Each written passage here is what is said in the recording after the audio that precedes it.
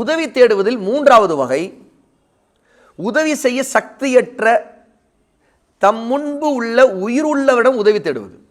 உயிரோடு தான் இருக்கார், தனக்கு முன்னே தான் இருக்கான, சக்தியே இல்லாதவர். இது பயனற்ற வீணான காரியமாகும். இதற்கு உதாரணம், பலவீனமான இயலாத ஒருவனிடம் மிகவும் பாரமான ஒரு பொருளை சுமக்கும்படி வேண்டுவது. இவர்கிட்ட ரொம்ப வெயிட்டான பொருள் இருக்குது, இவரால் சுமக்க முடியல. ஆனால் இன்னொருத்தர் அதே மாதிரி பலவீனமாக இருக்கு, அவர்கிட்ட போய் எனக்கு நீ உதவி செய், எனக்கு இதுக்கு எனக்கு தூக்கி கொண்டு வா அப்படின்னு சொன்னால் அவரால் முடியுமா?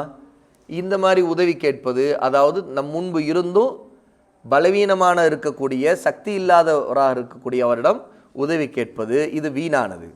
நான்காவது, பொதுவாக இறந்தவர்களிடம் உதவி தேடுதல் அல்லது சக்தியற்ற உயிருள்ளவரிடம் மறைவான விஷயங்களில் உதவி தேடுதல்.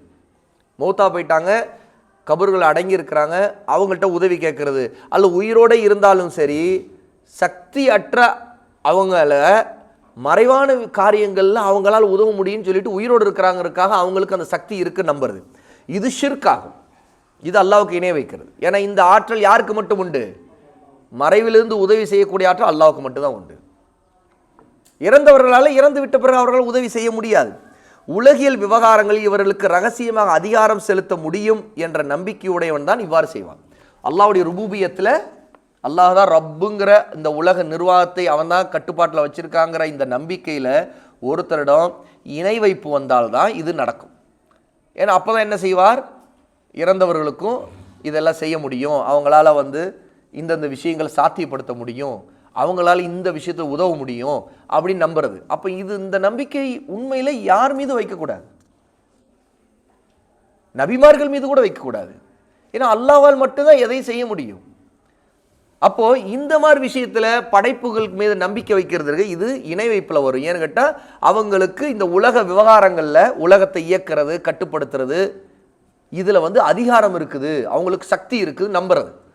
அப்படி இருந்தாதான் ஒருத்தருக்கு இறந்தால் கூட அவருக்கு அந்த சக்தி இருக்குன்னு நம்புவார். இன்னும் சொல்ல போனா உயிரோடு இருக்கிறவங்களுக்கு அந்த சக்தி இல்லைங்கிறது தெரிஞ்ச பிறகு இறந்தவங்களுக்கு சக்தி இருக்குன்னு நினைக்கிறது எவ்வளோ பாரதூரமான விஷயம் அது. உயிரோடு இருக்கிறவங்களுக்கு இந்த வானங்கள் பூமி ஆட்சி செய்யறதுல சக்தி இருக்குதா? இல்லை.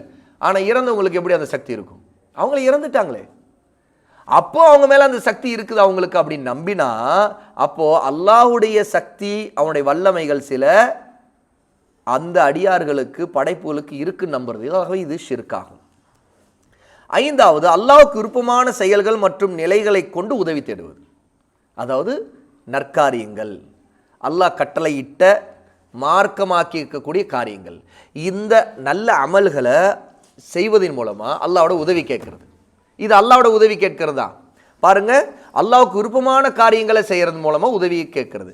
வஸ்தஈனு பிஸ்ஸப்ரி வஸ்ஸலாஹ், சூரா அல் பக்ரா 2வது சூராவுடைய 45வது ஆயத்தில் அல்லாஹ் சொல்றான், இந்த உதவியை தான் அல்லாஹ் இங்கே குறிப்பிடான், நீங்கள் பொறுமையை கொண்டும் தொழுகையை கொண்டும் அல்லாஹ்வோட உதவி தேடுங்கள். அப்ப இந்த உதவி தேடுதல் முதல் வகைக்கு ஆதாரமாக உன்னிடமே உதவி தேடுகிறோம் என்ற வசனத்தையும், நீ உதவி தேடினால் அல்லாஹ்விடமே உதவி தேடு என்ற நபிமொழியும் ஆசிரியர் எடுத்துக்காட்டியுள்ளார். இந்த வகை உதவிக்கு ஆதாரம் இது. அப்போ அல்லாஹ்வோட உதவி தேடணுங்கிறது எப்படி இபாதத்தாக மாறுது? வஸ்தஈனு பிஸ்ஸப்ரி வஸ்ஸலாஹ், பொறுமையோடு அதான் அல்லாஹ்வுடைய கட்டளைகளுக்கு கட்டுப்பட்டு நடப்பதன் மூலமாகவும் அல்லாஹ்வை தொழுவதன் மூலமாகவும் உதவி கேட்பது. அப்ப இது அல்லாஹ்வோட உதவி கேட்பதில் வரும். அதுக்கு தான் ஷேகுல் இஸ்லாம் முஹம்மது பின் அப்துல் வஹாப் ரஹிமஹுல்லாஹ் கொடுத்திருக்கிற ஆயத்தும் ஹதீஸும் ஆதாரமாக இருக்கிறது. அப்ப இது எல்லாமே உதவி தேடுவதில் உள்ள வகைகள். அப்போ உதவி தேடுவதில் 5 வகைகளை ஷேக் சாலிஹ் அல் உசைமின் ரஹிமஹுல்லாஹ் குறிப்பிடுறாங்க. முதல் வகை அல் இஸ்திஆனால, அல்லாஹ்விடம் உதவி தேடுதல். இரண்டாவது, மனிதர்களிடம் அவர்களால் முடிந்த காரியங்கள்ல ஒருவருக்கொருவர் உதவி கேட்பது. மூன்றாவது, ஒருவருக்கு சக்தி இல்லாமல் இருந்தும் அவரிடம் உதவி கேட்பது, பலவீனமான ஒருத்தரிடம் உதவி கேட்பது, அவரால் முடியாது, அது வீணானது.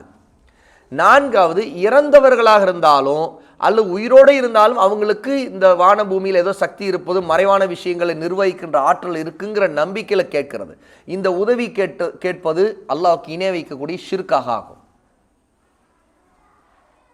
ஐந்தாவது வகை, அல்லாஹ்வுக்கு விருப்பமான செயல்கள் மற்றும் நிலைகள், அதாவது அமல்கள், அதை கொண்டு உதவி கேட்பது. அதுதான் எப்படி கேட்பது? அல்லாஹ்வோட உதவி கேட்பது அல்லாஹ்வை தொழுவதன் மூலமாக, அவனுடைய கட்டளைகளுக்கு கட்டுப்பட்டு பொறுமை காப்பதன் மூலமாக உதவி கேட்பது. இதைத்தான் இபாதத்துடைய வகையாக இங்கே ஷேகுல் இஸ்லாம் முஹம்மது அப்துல் வஹாப் ரஹிமஹுல்லா உதவி கேட்பதை பற்றி குறிப்பிடுகிறாங்க அப்படிங்கிறாங்க ஷேக் சாலிஹுல் உசைமீன்.